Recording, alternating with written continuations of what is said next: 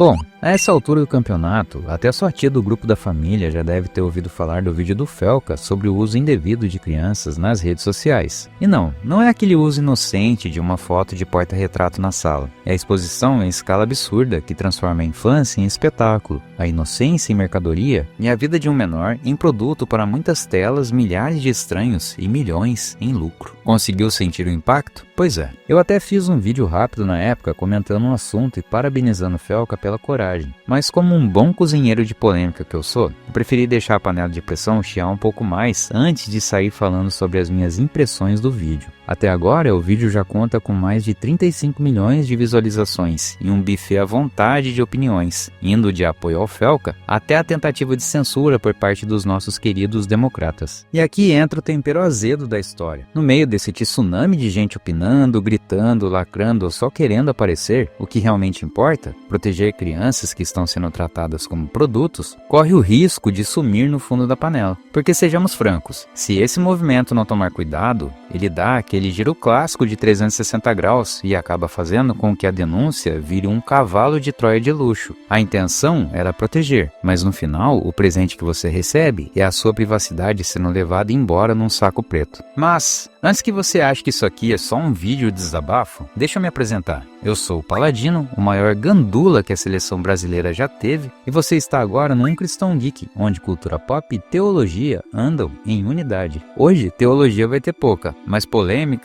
se prepara. Então pega a pipoca e vem entender como o Felca pode acabar virando vítima da sua própria inocência. Ok, vamos começar pela denúncia. O roteiro é sempre o mesmo. Uma denúncia legítima explode na internet. Escancara um problema real e antes mesmo de a poeira baixar já começam os coros de sempre. Tá vendo? O que temos hoje não basta, precisamos de uma lei nova, mais dura, mais abrangente. Esse cara aí é gente infiltrado do comunismo, nem ouvidos a ele. Só um tolo acredita na justiça desse país.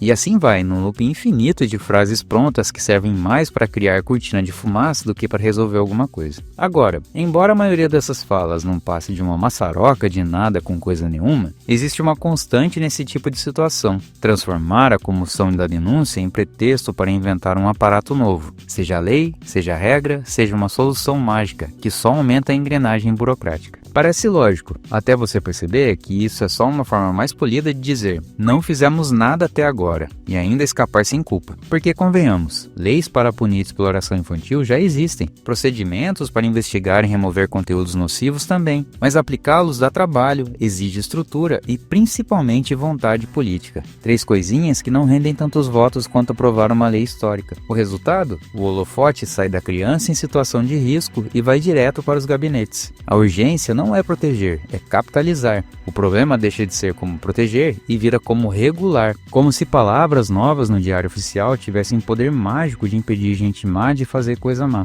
É aqui que o discurso de proteção infantil começa a feder a cavalo de Troia. Sob a capa de salvar as crianças, surgem dispositivos para ampliar a vigilância, expandir o poder do Estado e criar precedentes perigosos para controle de discurso. E o pior, sem resolver a raiz do problema, porque adivinha, quem quer explorar ou abusar de crianças não está nem aí para as leis que são criadas. Então a engrenagem funciona assim. Uma denúncia legítima gera comoção. A comoção alimenta a narrativa de que nada na lei atual serve. Essa narrativa justifica dar mais poder e menos limite ao Estado. A proteção real das crianças vira figurante no próprio filme. E de brinde, as plataformas são pintadas como as grandes vilãs. Sim, elas têm culpa. Muita, na verdade. Mas culpar só o palco e ignorar os atores é uma forma elegante de fingir que resolveu algo sem encostar em quem realmente comete o crime. É como pegar a sua esposa te traindo no sofá. E para resolver, jogar o sofá fora. É por isso que o caso escalonou tanto. O Felca passou meses reunindo informações, investigando, gastando tempo e dinheiro. E agora a discussão foi reduzida a finalmente temos o que precisamos para regular as redes? Gente, não é como se isso fosse impossível de combater antes. O Marco Civil da Internet, de 2014, já regula boa parte do que acontece online. Não precisamos de uma nova lei para colocar as coisas no eixo. Precisamos aplicar o que já existe. Toda essa movimentação é na prática para criar uma ferramenta nova que, pasmem, dará mais poder para quem já não está fazendo nada. Não para enfrentar o problema específico, mas para silenciar opositores políticos. Olha, eu não sou de trazer política para o canal, até porque nem é o foco aqui, e eu mesmo teria que estudar muito para entender os bastidores. Então eu deixo isso com o Wagner, lá do Tragicômico, que já faz um trabalho excelente nesse tipo de assunto.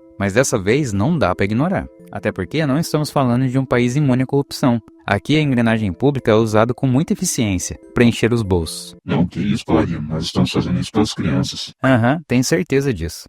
O mais revoltante nisso tudo é que enquanto rola esse teatro, crianças continuam sendo usadas exatamente como o Felca mostrou, e aquelas são só a ponta do iceberg. Tem muito mais por aí, casos silenciosos, solitários, invisíveis e sem ajuda. Ajuda que quem tem poder não está disposto a dar. E agora um seleto grupo se apodera dessa pauta, usando a necessidade real como pretexto para acumular ainda mais poder, em troca da liberdade de muitos, e sem entregar a prometida proteção para as mesmas crianças. E nem é como se essa fosse a primeira vez que esse tipo de denúncia acontece. A senadora Damares já tinha alertado sobre a situação na Ilha de Marajó há muito tempo atrás. A atriz Antônia Fontinelli já havia denunciado o Ítalo nas redes sociais ano passado, e ambas foram trituradas pela mídia e pela justiça por faltarem com a verdade. Agora, de repente, os donos das causas sociais acordaram e se dizem indignados? Então, se antes essas denúncias não eram importantes, o que mudou afinal? Mudou que alguém viu a chance de transformar uma causa humana em capital político. E é aqui que mora a perversidade. Causas sociais, e principalmente a proteção da infância, não são e nunca deveriam ser monopólio de um espectro político. Não são bandeira exclusiva da esquerda, da direita ou centro. São ou deveriam ser um compromisso civilizatório, uma postura moral que antecede partidos, campanhas e hashtags.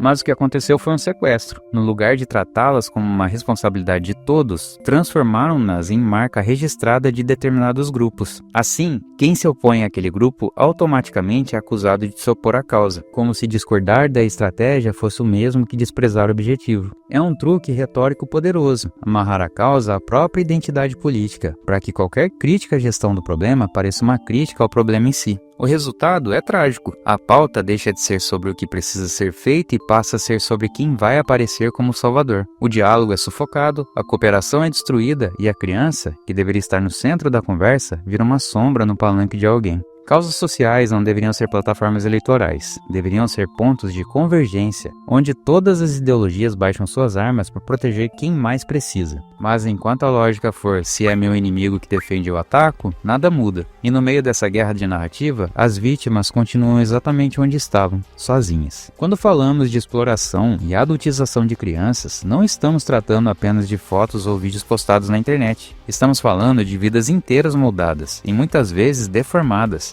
por experiências que elas não têm maturidade emocional para compreender. A criança que hoje aparece como personagem para gerar views, engajamento e dinheiro pode se tornar o adulto que carrega feridas invisíveis, traumas profundos, dificuldades de confiar nas pessoas, problemas para estabelecer limites e até distúrbios psicológicos sérios. Muitas vezes, essas consequências não surgem imediatamente, elas se acumulam aos poucos, se infiltram no cotidiano, corroem a autoestima e distorcem a visão de mundo. E para quem acha que é só a internet, é bom lembrar, o mundo digital já está completamente entrelaçado ao mundo real. Não existe mais fronteira. E é justamente aí que a situação se agrava. Enquanto crianças estão sendo formadas ou deformadas por experiências que elas não escolheram e não conseguem controlar, a discussão pública se perde em disputas sobre regulação, censura e poder estatal. Trocamos a urgência de proteger inocentes por debates de gabinetes que no fim servem mais para marcar território político do que para mudar a realidade. O vídeo do Felca foi importante e corajoso porque conseguiu trazer esse problema para o centro da conversa. Mas se a pauta for desviada para a narrativa de regular as redes, em vez de proteger crianças, a denúncia corre o risco de ser usada como munição para agendas que não têm nada a ver com a causa original. E é aí que nasce perigo. A tragédia que deveria mobilizar a ação concreta acaba se transformando em um pretexto para ampliar poderes, silenciar vozes e controlar discursos. O mais irônico é que ferramentas legais para agir já existem. O Marco Civil da Internet, o Estatuto da Criança e do Adolescente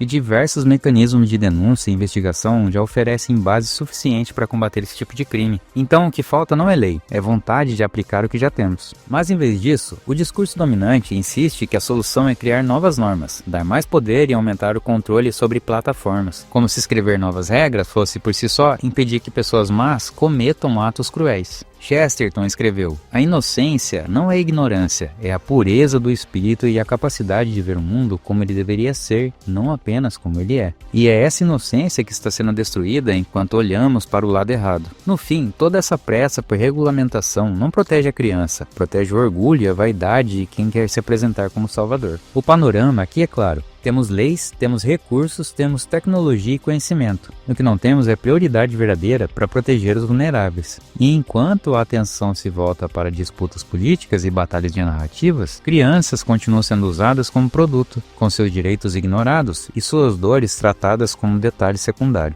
A reflexão final é dura, mas é necessária. O problema real não está nas redes, nem na ausência de leis, mas na nossa incapacidade ou falta de interesse de agir de forma concreta e imediata. Todo o resto, projetos de lei, discurso inflamado, espetáculo midiático, é fumaça que encobre o verdadeiro fogo. Se quisermos mudar algo de fato, precisamos tirar o foco do poder e da narrativa e recolocá-lo onde sempre deveria estar, na proteção, na atenção e no cuidado com aqueles que não podem se defender sozinhos. Até que isso aconteça, cada minuto gasto em disputa políticas é mais uma marca que não desaparece, mais uma oportunidade desperdiçada e, infelizmente, mais uma criança sofrendo em silêncio. Bom, se você ficou comigo até aqui, eu confesso que esse vídeo foi bem difícil de gravar. Não pelo tamanho, mas pelo peso do assunto. Por isso, se você gosta do nosso conteúdo e quer continuar ouvindo o que nós temos a dizer, considere apoiar nossa campanha de arrecadação lá no Abacaxi. Estamos levantando recursos para custear os próximos vídeos do canal, enquanto ainda não conseguimos monetizar por aqui. Cada pessoa que ajudar será lembrada em nossos vídeos. Eu sei que parece pouco por enquanto, mas com o tempo vamos conseguir melhorar o retorno e oferecer conteúdos ainda melhores. Por isso, um agradecimento especial a Alice, Bernardo, Cabeloverso, Marcos, Matheus, Daniel Silveira e Raquel. Obrigado por acreditarem nesse projeto, vocês são uma bênção em nossas vidas. E é isso, pessoal, eu vou ficando por aqui, que Deus abençoe a vida de vocês e cuidado para não cair na conversa de políticos na internet, hein?